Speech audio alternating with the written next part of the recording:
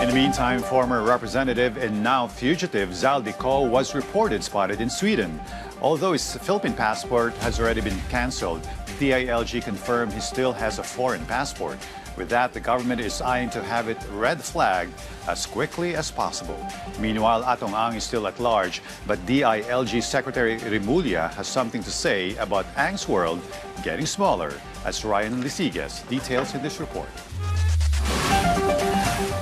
The government is expediting the red flagging of the foreign passport of fugitive Zaldi Ko. This is aimed at preventing Ko from traveling to other countries. So, very limited. Hindi siya makaka-check-in sa mga hotel kasi yung mga credit cards rito frozen na. Maliban, kung alam namin, mga $100 million ang dinala niya abroad via crypto eh. Kung ayun ang nagagamit niya.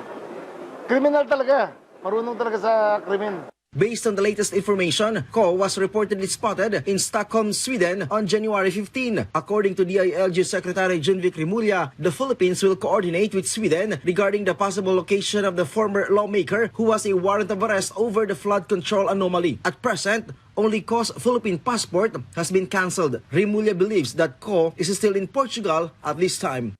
Meanwhile, the Philippines liaison officer is already in Cambodia to coordinate regarding the possible whereabouts of another fugitive, Charlie Atong Ang. According to Rimulya, Ang's world is getting smaller. However, Rimulya admitted that the major challenge in capturing Ang is his wealth. But his world is getting smaller. Palit yan. Kung nasa Cambodia, may extradition tayo, makukuha natin siya.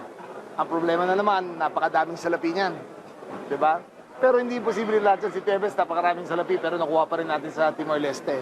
So, with ngayon na Pangulo ng ASEAN, ang ating Presidente, baka sakali ang coordination meeting niya mas maganda.